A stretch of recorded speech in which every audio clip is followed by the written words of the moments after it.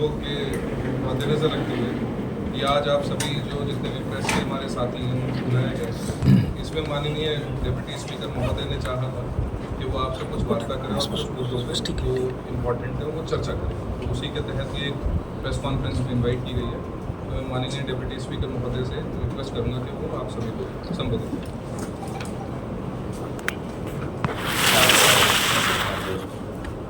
जिस प्रकार से आप जानते हैं कि 19 तारीख को हमारे प्रदेश के माननीय मुख्यमंत्री नायब सैनी जी, वहीं पर हमारी बहन जो दिल्ली की सीएम हैं श्रीमती रेखा गुप्ता जी 19 तारीख को नंदगढ़ गांव में जुलाना में आ गए। यह हमारे लिए बड़ा हर्ष का विषय है क्योंकि वो हमारी बहन है और हमारे जीन की बेटी है और पूरा जीन उनका भव्य स्वागत भी करेगा।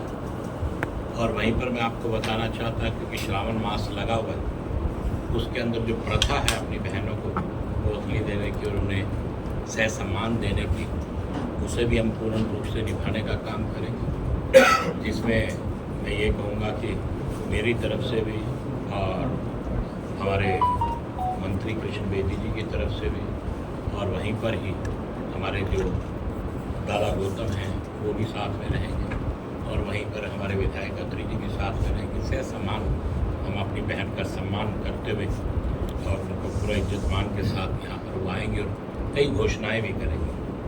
हमारे प्रांत के माननीय मुख्यमंत्री नायब सैनी जी भी अनेक घोषणाएं करेंगे और ये हमारे बड़े सौभाग्य की बात है कि एक ही साथ दो मुख्यमंत्री हमारे यहाँ पर आ रहे हैं। हमारे प्रांत के माननीय मुख्यमंत्री भी अपनी बहन का स्वागत करेंगे।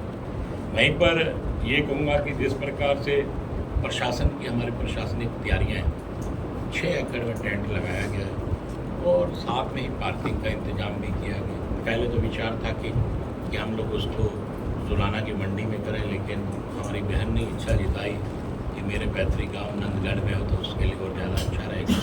तो माननीय मुख्यमंत्री जी से बात करने के बाद हम लोगों ने नंदगढ़ में ही उनके इस भव्य स्वागत की तैयारी है और नंदगढ़ गांव भी और उसके साथ लगते गांव भी पूर्ण रूप से बड़ी खुशी जता रहे हैं कि हमारे लिए बड़े सौभाग्य की बात है कि हमारी बहन एक हमारी बेटी एक बड़े ऊंचे पौधे पर पहुंची है। तो इसको देखते हुए हम लोगों की तरफ से तैयारियां पूर्ण रूप से वो यहाँ पर आएंगे और यहाँ से जुलाना में कि धर्मशाला जो कि अग्रवाल धर्मशाला है उसके लोकार्पण के लिए भी जाएंगे। वहीं धर्मशाला के साथ कोई पारिवारिक आवास है जिन पर माननीय मुख्यमंत्री जी जलपान भी करेंगे, तो उस प्रकार से उसके बाद में फिर कार्यक्रम पर पहुँचेंगे। तो इस प्रकार की रूपरेखा बनाई गई है और वहीं पर मैं आपको बताना चाहूँगा कि इसमें हमारे इस पूरी रूपरेखा को बनाने में हमारे डीसी महोदय मोहम्मद रजा साहब, हमारे एसपी महोदय कुलदीप जी और हमारी पार्टी के अध्यक्ष तेजेंद्र टूल साहब और वहीं पर हमारे प्रभारी महोदय मदन लाल जी गोयल और हमारे कैप्टन साहब जो चुनाव लड़े थे जुलाना से, ये भी साथ में रहेंगे, बैरागी साहब। इस प्रकार से हम लोगों ने रूपरेखा बनाई और एक बहुत ही भव्य रैली रहेगी जिसे मैं कहूँगा कि सौगातों की ढेर मिलेगी। तो ये हमारे लिए बड़ी खुशी है। डॉक्टर साहब, सौगातें कुछ गिनाएंगे क्या, किस तरह की मिलेंगी? और खासकर आपने कहा भी कोथली देंगे, कोथली के साथ साथ जो भाई मान सम्मान के तौर पर क्या देने जा रहे हैं जुलाना या जीन को? कुछ देखिए, सब भाई अपनी अपनी तरफ से अपनी बहन को भेंट देंगे। हर एक का अपना अपना विचार रहेगा कि अपनी बहन को क्या भेंट देंगे। अब ये तो कहना बड़ा मुश्किल है क्योंकि और मुझे लगता है कि हम चारों विधायक अपनी तरफ से पूरा प्रयास करेंगे कि एक से एक बेहतर हम लोग अपनी बहन को गिफ्ट देने का काम करें, ताकि जब वो गिफ्ट खोलें तो उनको लगे नहीं इस भाई की ज़्यादा अच्छा है, इस भाई का ज़्यादा अच्छा है। इस बात का विचार भी रहे। तो अब ये जो होड़ रहेगी ये हम लोगों में रहेगी। डिप्टी साहब, भाई के तौर पर आप हैं, मंत्री जी डिप्टी साहब, दो विधायक और पूरा जुलाना पूरा जी अपनी बहन को कोथली देगा भाई के नाते। मुख्यमंत्री के नाते क्या उम्मीद है, वो क्या जुलाना जी को देंगे? देखिए, माननीय मुख्यमंत्री जी जब देंगे तो वो जहाँ हम मुख्यमंत्री दिल्ली को वो अपनी तरफ से शायद में भेंट देंगे और मुझे उम्मीद है कि वो लोग जींद को भी अच्छी सौगात देंगे। मुख्यमंत्री नायब सैनी हरियाणा के मुख्यमंत्री के सामने क्या विशेष मांगे जींद की तरफ से, जुलाना की तरफ से रखी जा रही है? देखिए, एक तो उसमें एक मांग तो ये थी कि जुलाना को, मेरे पास कुछ गांव के लोग आए थे, वो लोग ये चाह रहे थे कि हमें तहसील, जींद तहसील से जोड़ा जाए। उसके अंदर विशेष तौर पर किनाना, निडाना, ललितखेड़ा, पड़ाना गाँव के लोग मुझे मिले थे। वो ये लोग चाह रहे थे कि जुलाना तहसील से, अब सब डिवीज़न जुलाना से दोबारा जींद में इसको जोड़ा जाए। ये भी मांग मैंने माननीय मुख्यमंत्री जी को देने का काम किया। मुझे उम्मीद है कि जल्दी ही इस पर भी प्रोग्रेस हो जाएगी और ये जींद से जोड़ दिया जाएगा, जो वहाँ के लोगों को विशेष रूप से मांग है। और इसी प्रकार से अनेक कई कामों की फिजिबिलिटी चेक हो रही है, जो काम जुलाना वासियों ने लिख के दिए हैं। और मुझे उम्मीद है कि जो फिजिबिलिटी में आएंगे उन कामों की माननीय मुख्यमंत्री जी सहमति करेंगे और उन कामों को करने का काम करेंगे, ऐसी सोच।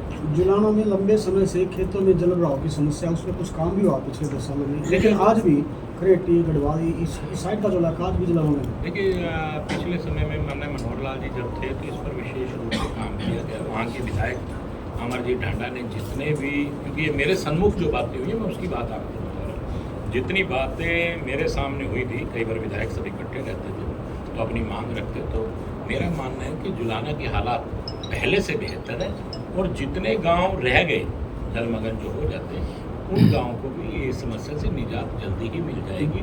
क्योंकि पूर्व में कई सरकारें रही, लेकिन किसी भी सरकार ने इस विषय के ऊपर कोई गौर नहीं किया, लेकिन अब लगातार निरंतर भारतीय जनता पार्टी इन विषयों पर गौर कर रही है। तो मुझे उम्मीद है जितने गाँव बाकी बचे हैं उन पर भी विशेष रूप से जो जलमग्न की अवस्था उठी है। जुलाना को आपने सब डिवीजन बना दिया, एसडीएम बैठने लगा, डीएसपी को चार्ज दे दिया, लेकिन भवन विकास में लघु सचिवालय, एडमिनिस्ट्रेटिव का कोई प्रावधान अभी तक नहीं हुआ है। माननीय मुख्यमंत्री इस बार इन घोषणाएं भी करने का काम करेंगे। जो देखिए, कोई भी चीज़ एक तैयार होती है, रूपरेखा तैयार होती है, उसको बनने में समय लगता है। मेरा मानना है जल्दी ही ये सब डिवीज़न के जितने जो विभाग हैं, अगर वो एसडीएम साहब के लिए निवास ऑफिस है तो जल्दी ही उसकी घोषणा हो जाएगी, उसमें जल्दी ही काम भी शुरू हो जाएगा। तो साहब, क्योंकि एक नया सिस्टम शुरू करना होता है तो उसमें थोड़ा समय लगता है। फ्यूचर की ऐसी कोई प्लानिंग, नो डाउट भी आप मेडिकल लेके आ रहे हैं, बाखड़ा का पानी भी लेके आ रहे हैं, आपके जहन में कुछ ऐसी कुछ प्लानिंग जिस पे मुख्यमंत्री जी मोहर लगाने जा रहे हैं, कुछ ऐसा है? देखिए, मैं एक बात मानता हूँ कि मैंने पहले भी एक बात का जिक्र किया था कि मेडिकल कॉलेज जैसे जीने में आ रहा है, ये मेरा अपना विचार है। एक डॉक्टर होने के नाते उसको व्यवस्थित और सही सुचारू रूप से होने में कम से कम भी 5-7 साल लगेंगे शुरू होने के बावजूद। देखिए, कोई भी चीज़ आती है उसमें जिस चीज़ की जैसी कोई चीज़ आएगी, जो कमियां नज़र आएंगी उन कमियों को पूरा किया जाएगा। डॉक्टर्स की कमी आएगी उनको पूरा किया जाएगा। एचओडियों का इंतजाम किया जाएगा कि हेड ऑफ द डिपार्टमेंट चाहिए, न्यूरोलॉजिस्ट चाहिए। हमारे यहाँ न्यूरोलॉजिस्ट की ऑल ओवर हरियाणा, क्या मैं कहता हूँ ऑल ओवर इंडिया में ही कमी, न्यूरोलॉजिस्ट नहीं है। क्योंकि कोई भी एक्सीडेंट होता है तो उसमें ज़्यादातर, वैसे तो परमात्मा ना करे पर एक सिस्टम है, तो उसमें मान लीजिए कि कोई भी एक्सीडेंट हो तो उसमें न्यूरो की आवश्यकता पड़ती है या ऑर्थोपेडिक की आवश्यकता पड़ती है। उसमें जो नुकसान होता है तो मोटा यही होता है कि हड्डियाँ वड्डियाँ टूट जाती हैं या न्यूरो सिस्टम में थोड़ी दिक्कत आ जाती है। तो इन लोगों का ये सब व्यवस्थाएँ, उनकी मशीनों की व्यवस्थाएँ करने में थोड़ा समय लगता है, लेकिन जब ये बिल्कुल सुचारू रूप से शुरू हो जाएंगे तो आप मान के चलिए कि बड़ा। आज आप देखिए कि महाराजा अग्रसेन हॉस्पिटल जो अग्रोहा में, अब वो बिल्कुल ट्रैक पे आ चुका है। खानपुर ट्रैक पे है, लेकिन वो मेरे अपने अनुमान से 70-75% अभी ट्रैक पे, उसको 20-25% और समय लगेगा। तो इस तरह की व्यवस्थाएं करने में थोड़ा समय जरूर लग जाएगा, लेकिन ये सब चीज़ें, एक जो सोच है, जो आगामी सोच है, उसको लेके हम ये कह सकते हैं कि ये सोच के परिणाम अच्छे होंगे। डिप्टी साहब, अब जीएस की समस्याओं को लेकर गंभीर है, निश्चित रूप से काम भी कर रहे हैं, लेकिन धरातल पे कई बार काम क्या होता है, जैसे कि पब्लिक हेल्थ डिपार्टमेंट की वजह से 2 साल हो जाते हैं, सीवरेज पाइपलाइन उखाड़ने के बाद गलियाँ सड़कें भर जाती हैं, वो यूँ की पड़ी है। उदाहरण, जेल के पीछे आरओ के पार्क के पास 2 साल से गलियाँ पड़ी पड़ी है। दूसरा उदाहरण आपका बस एक बात, अभी सिटी जो रेलवे स्टेशन प्रबंधन पास है, यहाँ 1 महीने से पूरा गड्ढा है। दोनों डिपार्टमेंटों को समाधान से सिखाए जा चुके, लेकिन छोटे छोटे काम नहीं हो पा रहे, इसका क्या कारण? उसका जो ये आपने ये जिक्र किया, एक व्यक्ति ने केस किया और मैं भी पर्सनली तो उनको उससे रिक्वेस्ट कर चुका, और वहीं पर जो NHI के विभाग के लोगों ने भी कहा कि इस प्रकार की समस्या रही से आप तो वहाँ के पार्षद भी लगातार प्रयास कर रहे हैं उसको मनाने के लिए। अच्छा, अगर थोड़ा बहुत काम करने की चेष्टा की भी है किसी लेवल पे, तो विभाग ने अपनी समस्या पैदा कर दी कि आप ऐसे नहीं कर सकते। तो कई समस्याएं आ रही है इसमें। देखिए, कोई भी कार्य है, हम अगर शहर के लिए या आप किसी कार्य को करना चाहते हैं तो उसमें सबका सहयोग की आवश्यकता पड़ती है। अकेली सरकार कोई काम नहीं कर पाती, आप इस बात को मानते चलिए। और वहीं में मैं आप लोगों को बताना चाहूँगा कि हम लोगों ने रैली के बारे में जिक्र किया है, वहीं पे मैं आपको ये भी बताना चाहता हूँ कि जिस प्रकार से एक और सोच थी हमारी पार्टी की, भारतीय जनता पार्टी की, कि 24 घंटे गाँव को लाइट जींद के अंदर आपका कैरखेड़ी, अहिरका और अमरेडी, इनको 24 घंटे लाइट देने का जो प्रक्रिया थी आज से वो पूरी होगी। ये सरकार की तरफ से ये लेटर भी आ गया और इसकी तरफ भी मैंने निरंतर प्रयास किया। मैं इसमें धन्यवाद करना चाहूँगा चीफ साहब का भी और हमारे अनिल विज जी का, मंत्री महोदय का भी, कि उन्होंने इन गाँवों को परमिशन दी, क्योंकि लगातार मेरी जो भाग दौड़ थी इन गाँवों को लेकर और गांव के अंदर जाके ये कहना कि आप लोग बिजली के बिल ज़्यादा से ज़्यादा भरो, थोड़ी सी दिक्कत तो आई, लेकिन गांव वालों के सहयोग से जो लाइन लॉस होता था उसको भी कहीं ना कहीं कटौती हुई है, क्योंकि एक नियम है कि लाइन लॉस इतने % तक आप नहीं कर पाएंगे। तो मैंने बाकायदा गांव में जाके सरपंचों से मिला, लोगों से मिला, निवेदन किया मैंने। कैरखेड़ी गाँव में विशेष तौर पर, अहिरका और अमरेडी ने तो बड़ी जल्दी मेरी बात को स्वीकार भी किया। तो आज मैं ये कह सकता हूँ, आज से इन गाँव के अंदर 24 घंटे लाइट रहेगी शहर की तरफ। तो ये एक बड़ा अच्छा कदम कि जो सरकार की एक सोच थी उस सोच को इनका सप्लाई भी शायद शहर की तरफ चली जाएगी। हाँ, शहर की तरफ से ही रहेगी। स्पीकर साहब, कुछ दिन पहले ही मुख्यमंत्री नायब सिंह सैनी की पुलिस अधीक्षकों के साथ डीआईजी के साथ मीटिंग हुई थी, तो उसको लेकर और वहीं पर एक करीबन कोई 4-5 रोज़ पहले ही सैनी समाज के युवाओं ने उससे मांग रखी थी कि जींद शहर के 1857 के अमर बलिदानी शहीद गुलाब सिंह सैनी द्वार बनाया जाए। इसकी बात भी मैंने माननीय मुख्यमंत्री जी के सामने रखी और चौधरी हरफुल जाट जुलानी के गेट की भी बात मैंने माननीय मुख्यमंत्री जी के सामने रखी, क्योंकि पहले भी पिछले उसमें भी मैंने इस गेट को पास कराया था, चौधरी हरफुल जाट जुलानी वाले गेट को, लेकिन गाँव में कुछ दिक्कत की वजह से वो कैंसिल हो। ये कहाँ बनेगा जी? ये जुलानी गांव के आरंभ में ही इसको बनाया जाएगा और इसकी भी मंजूरी मिल गई है। गुलाब सिंह और शहीद अमर 1857 के अमर बलिदानी शहीद गुलाब सिंह द्वार, इसके लिए जगह को चिन्हित कर ली जाएगी, जिसपे अब ये स्वीकृति आने के बाद आप ये मान के चलिए कि इसकी स्वीकृति मिल जाएगी, लेटर पे इशू हो गया। उम्मीद है कि इसके लिए हम लोग ULB में बात रख के जो भी स्थान चिन्हित करेंगे तो ये गेट भी बनेगा, क्योंकि जिन शहीदों ने कुर्बानियाँ दी और जिनकी वजह से हम लोग आज खुली हवा में सांस ले रहे हैं, उनके बारे में यादगार रहना चाहिए। इसी प्रकार से हरफुल जाट जुलानी वाला गेट भी जो रेलवे लाइन है उसके बाद गांव वालों से बात कर, जिसे किसी को भी कोई प्रॉब्लम है वहाँ पर ये द्वार बनाया जाएगा। ये भी निरंतर इसकी मांग भी मेरे पिताजी के समय से चल रही थी और इस मांग को भी और हम लोगों ने पूरा करने का काम किया। और ये कुछ सड़कों की भी मंजूरी जींद शहर के लिए हम लोगों ने लेने का काम किया, जो 29 सड़कें हैं ये छोटी बड़ी मिलाकर, और इनका भी पूरी मंजूरी हम लोगों को मिल गई। ये मार्केटिंग बोर्ड के एस्टीमेट के लिए ये गया, इसका भी जल्द ही मेरा एक प्रयास है कि मेरी जींद कॉन्स्टिट्यूंसी की सभी छोटी बड़ी सड़कें, सभी एक अच्छी सड़कें बने, ताकि जींद वालों को पूरा फायदा रहे। इसकी भी हम आप लोगों को डिटेल दे दें। और SP महोदय भी आज कुदरती हम लोग सब बैठे ही हैं, क्योंकि माननीय मुख्यमंत्री दो मुख्यमंत्री और जींद की धरती पे आ रहे हैं, तो इस बारे में हम लोग बैठे ही हैं। लेकिन लॉ एंड ऑर्डर के सवाल कई बार उठते हैं, तो वहीं मैं आपको बताना चाहूँगा कि पिछले कुछ समय से माननीय मुख्यमंत्री जी ने एक बात कही थी कि या तो गुंडों को अपना हरियाणा छोड़ना पड़ेगा या फिर वो गुंडागर्दी बंद कर दें। और ऐसे ही शब्द मैंने भी कहे थे कि गुंडों को जींद छोड़ना पड़ेगा या अपनी गुंडागर्दी छोड़ देंगे तो उनके लिए बेहतर रहेगा। देखिए, अपराधी का जो मानसिकता है वो होती है अपराध करने की, लेकिन सरकार का दायित्व ये रहता है कि उस अपराध पर अंकुश लगाने का प्रयास करे, ना हो पाए कोई अपराध कर जाए तो उन अपराधियों को पकड़कर जेल की सलाखों के पीछे करे, उन्हें दंडित करें। ये सरकार की व्यवस्था, ये प्रशासन की व्यवस्था होती है।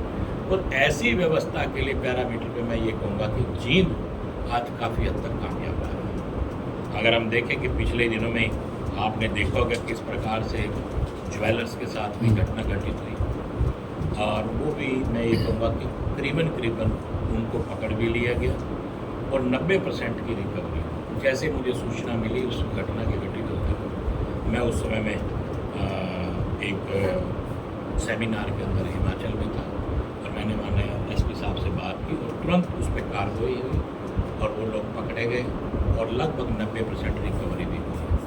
वहीं पर गैंगस्टर जो आ रही थी वो भी आप लोगों के सामने कि किस प्रकार से उन लोगों को पकड़ा गया और उनको गोलियाँ उनके पाँव पे लगी, और वो सब भी आपके सामने है। मैं आपको ये भी बताना चाहूँगा, कुछ तो मामले पारिवारिक केस पारिवारिक मामलों की वजह से भी दिक्कतें आ रही कि पारिवारिक झगड़ों की वजह से।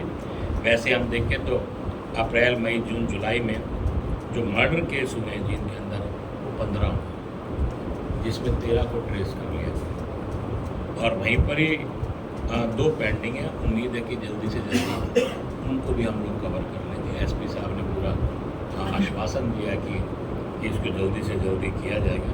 वहीं पे ज्वेलर्स की लूट वाला जो मामला आया, उन्होंने जो आपको मैंने बताया कि उन्होंने वही कन्फ्यूजन में है कि गोल्ड कितना था, मैं उस परिवार से मिला भी था, उन्होंने एक कन्फ्यूजन है उसमें लगभग वो गोल्ड और चांदी दोनों बता रहे हैं कि 5 किलो के आसपास चांदी थी, बस 90% के आसपास हमने रिकवरी भी सरकार ने कर ली है एसपी कहते हैं।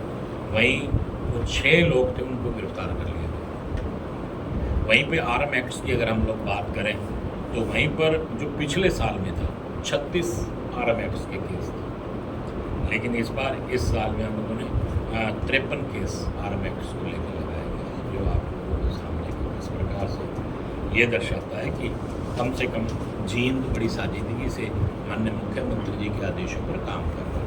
वहीं पर NDPS एक्ट की बात करें, पिछले वर्ष 41 केस थे, इस वर्ष अब तक 49 केसों को पकड़ा गया। उसका एक कारण भी है क्योंकि राजस्थान और पंजाब ये हमारे हरियाणा को टच करता है, जिसकी वजह से नशा ज़्यादा आता है। लेकिन मैं ये कह सकता हूँ कि हमारे जो पुलिस है, जो अधिकारी हैं, वो लगातार चिंतित थे और सरकार भी नशे को लेकर चिंतित है। और मैं ये कहूँगा कि हरियाणा का प्रत्येक वासी नशे को लेकर चिंतित है, क्योंकि जिसके घर के बच्चों को नशे की आदत पड़ जाती है वो घर बर्बाद ही हो जाता है। लगातार माननीय मुख्यमंत्री जी भी इस बात के लिए साजिदगी दिखा रहे हैं, हमारा विपक्ष भी कई बार इस बात को सवाल उठाता है। यहाँ इस विषय को लेकर मैं एक बात कहता हूँ, कोई व्यक्ति राजनीति ना करे, क्योंकि पार्टियाँ, सभी पार्टियाँ इस पर जोर लगा रही है कि इस नशे को रोका जाए, चाहे वो कोई भी पार्टी है, क्योंकि जिस परिवार का बच्चा नशे की आदत में जाता है वो पार्टी से नहीं जुड़ा होता, किसी भी पार्टी का बच्चा नशा कर सकता है। जिनके कई गाँव पुलिस प्रशासन ने नशा मुक्त हो सकती है। हाँ, उसमें मैं आपको बता भी रहा हूँ, जींद का एक एरिया आपका भिवानी रोड पे भी है, उसको भी हम लोग उसमें तो निरंतर मैं भी साथ में रहा हूँ लोगों ने, क्योंकि कोई भी नशा तब तक नहीं छूटता जब तक लोग सहयोग ना करें। वो दुर्गा कॉलोनी वाला में खुद प्रत्येक व्यक्ति ने सहयोग, बूढ़ा बाबा बस्ती से खुद प्रत्येक व्यक्ति ने सहयोग किया, प्रशासन में उनके साथ लगा रहा, यहाँ तक कि वो जो चौकी उनको लगती है उस चौकी पे भी हमने कहा कि मैंने एसपी साहब से कहा जो इन लोगों को यहाँ पे कर्मचारी अधिकारी चाहिए वो आप दो, क्योंकि जो उनका साथ दे सके, अगर उनको किसी अधिकारी पे या कर्मचारी पे शक शुबा था तो उनको आप हटा दीजिए। तो आज अगर आप बूढ़ा बाबा बस्ती को देखेंगे तो वो लोगों की खुद की मेहनत है, प्रशासन की मेहनत भी है और उनकी खुद की मेहनत भी है, जिसकी वजह से मैं कहता हूँ वो एरिया है वो सेफ है। तो ऐसी बीमारियाँ, ऐसी परेशानियों से मुक्ति तब मिल सकती है जब आप हम सब मिलकर इसके प्रति साजिदगी दिखाएं और मिलकर काम करें, तब इन बीमारियों से हम लोग अपना पीछा छुड़वा सकते हैं। तो मेरे को उम्मीद है कि जिस प्रकार से हमारे प्रांत के माननीय मुख्यमंत्री चाहते हैं, बाकी प्रांत तो अपनी जगह काम कर ही रहा है, लेकिन जींद में विशेष तौर पर मैं आपको बोल सकती एसपी साहब की टीम, डीसी साहब की टीम सब मिलकर काम कर रहे हैं, तो इतने अच्छे रिजल्ट आ रहे हैं आपके सामने। मैं एक दिन एसपी साहब को आज ही बोल रहा था, एसपी साहब आप शक्ल से घोड़े लगते हैं लेकिन कार्रवाई आपने ठीक बिठा रखी है। तो इसके लिए एसपी साहब और इनकी पूरी टीम का भी धन्यवाद है और डीसी महोदय का भी धन्यवाद और आप सबका भी। मैं आप सबसे भी उम्मीद करूंगा कि आप भी कुछ ना कुछ ऐसे अखबारों में और उस पर नोट्स वगैरह डालते रहे, ताकि देखिए आज सोशल मीडिया की तरफ से बड़ा फर्क पड़ता है। आप अपनी तरफ से कुछ ऐसा डालें, एक व्यक्ति को भी हम बदल पाएँ तो आप समझिएगा कि एक पुण्य आपके खाते में जुड़ गया। तो मैं आप सबसे भी निवेदन करूंगा, क्योंकि आप लोगों को हमसे भी ज़्यादा लोग सुनते देखते पढ़ते हैं, तो आप लोग भी इसमें मीडिया भी सहयोग करें, क्योंकि ये हम सबकी लड़ाई है और जो लड़ाई सबकी उसमें सबको सहयोग करना चाहिए। नशे के प्रति माननीय मुख्यमंत्री जी ने भी साइक्लोथॉन ये सब नशे को लेकर किया, तो हम सबका भी करना। आप सबने ये पूछना चाहते हैं पब्लिक कार्रवाई करने वाली बात रही उसका मैंने आपको करवा दिया। जो आप बता रहे हैं उसके ऊपर जल्दी में संज्ञान में लेके करवा। सर, नरवाना रोड पे जो सड़क उठाई गई थी ना, उसके साथ मेन होल बनाई गई थी पानी उतारने के लिए, वो बंद है। मिट्टी डाली गई, वो फूटी थी। दीपक शाह है वहाँ, उसके सामने मैं है। 2 आप महीने लोगों से भी एक निवेदन करूंगा, देखिए आप लोगों के पास कोई शिकायत आती है, अब मैं सभी से जी निवासी से कहूँगा, हमारा नंबर लगभग सबको पता है। आप अपना मोबाइल नंबर, उसके अंदर एरिया और लोकेशन आप भेज दीजिए, हम तुरंत उसको पब्लिक हेल्थ में भेज देंगे और वो आदमी उसी नंबर पे पब्लिक हेल्थ के लोग आपसे कॉन्टैक्ट करेंगे जो जिस व्यक्ति का नंबर है। और एक रिक्वेस्ट और करूँगा, आप मैसेज डालने के बाद फ़ोन जरूर कर दीजिए हमारा व्हाट्सएप। ये मेरी रिक्वेस्ट। नहीं डॉक्टर साहब, सीवरेज की जो समस्या है